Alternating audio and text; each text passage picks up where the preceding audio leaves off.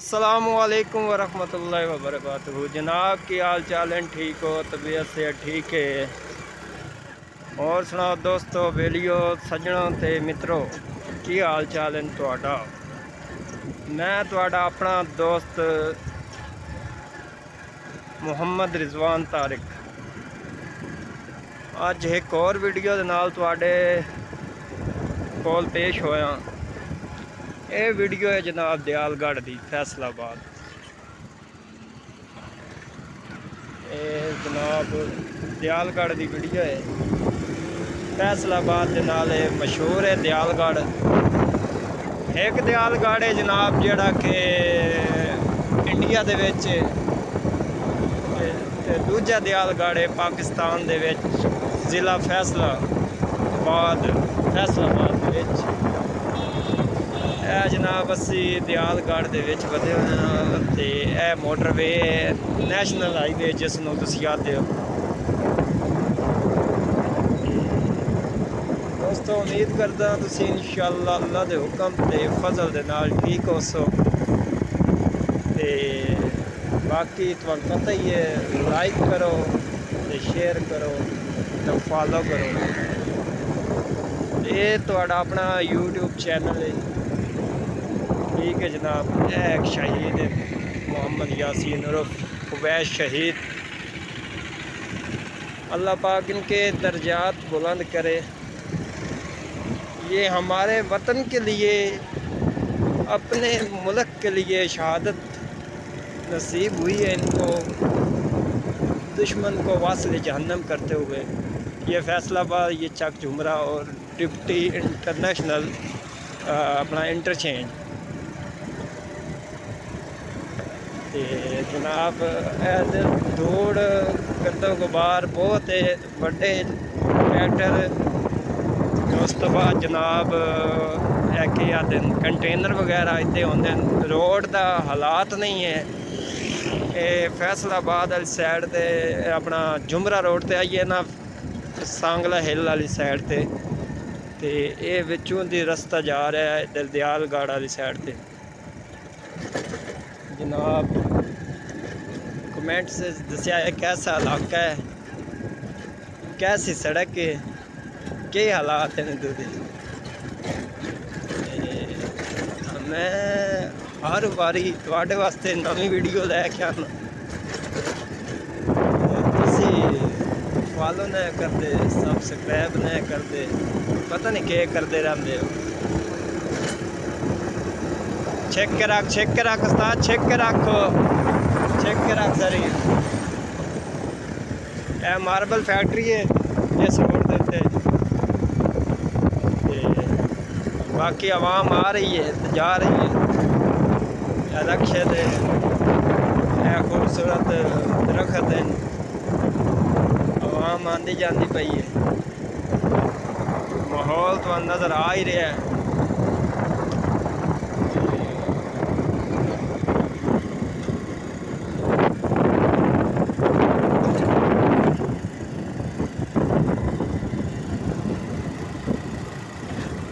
आज असी आए हम दयालगढ़। असल इतने आई थोड़ा सा कम, जो काम किया है बड़ा तो वत मैं हटदे होया मैं आख्या वीडियो बना लवां, थोड़ी जी वीडियो बना के चलो अपने व्यूअर्स को दिखाने।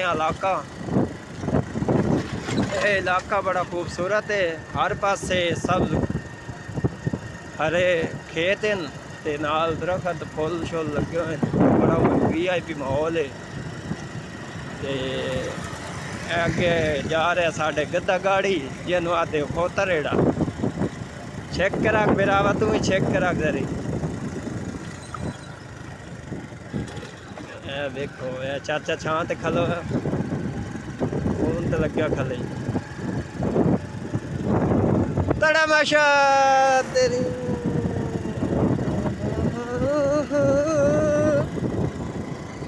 ये तो वो व्यूअर्स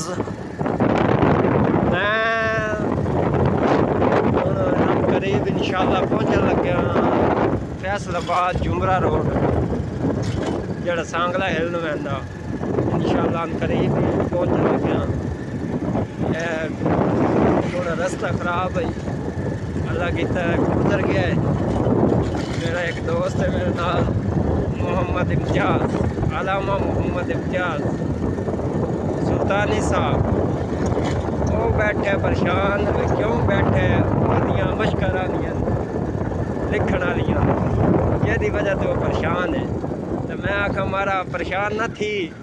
हो ऐ तो के बढ़िया, मैं तो स्क्रीन ही कोई नहीं। लाला के बढ़िया ने? अच्छा, तो ओदियां ना मशकां जड़ियां नारानियां लिखण वालियां, जो परेशान इस तू है कि मैं मशकां लिखनियां ते रिजवान साहब मेरे नाल ही कहते हैं, मेरियां मशकां रह गईयां। तो मैं आखा भाईया परेशान ना हो, मशकां तेरियां कुछ ना कुछ तो मैं लिखा देसा, गाड़ियाँ चंगियां जिवें दी लिखनियां आंदियां। मैं केड़ा पढ़े होया एडा कोई ना, सिर्फ एफ ए तलीम है। ते जनाब ते पढ़ा सेम गंदी सेम, ओ सेम है। अगे भाई और यार मोटरसाइकिल दे कार ही ने, अल्लाह करे सी, अल्लाह सानी दे सी हो जे बस दौड़ तो बच बस आज तक सही दौड़ ही खा सकते हैं। और की करूँगे हूँ तुम मैंने ये दसाओ कमेंट्स कि इलाका की हो जाए जिहदे विच मैं रौंदा बदा। इंशाअल्लाह अज़ीज़ अपने नाले असी पासे भाई इम्तियाज़ का फोन आ गया।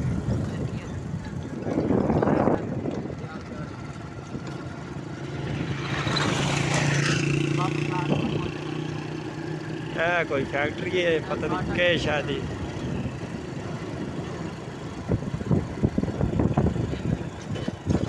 सड्डे जे लगे फैक्ट्री के उत्ते। ओ आया बड़ा बलान ट्राला, ओ आंदा पे नजर की आदे अलामा साहब। अच्छा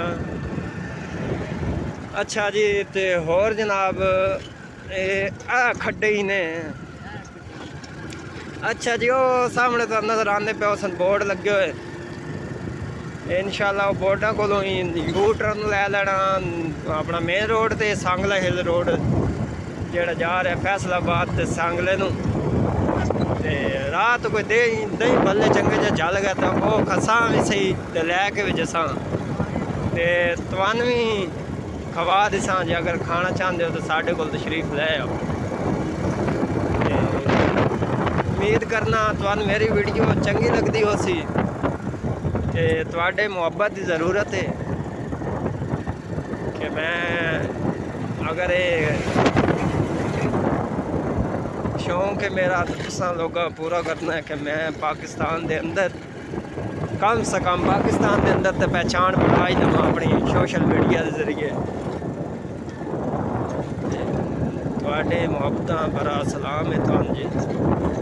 के लिखा ना खबरदार हाई वोल्ट ट्रांसलेटर लाइन पता नहीं के याद है। तो बिजली दी तारां जी लगदी है ना, वड्डे खंबे लगे हुए ज़्यादा ने तू ज़्यादा लोड ना पाक लगे नजरिया बस।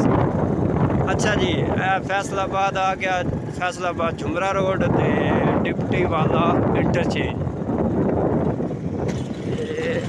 गड्डी पई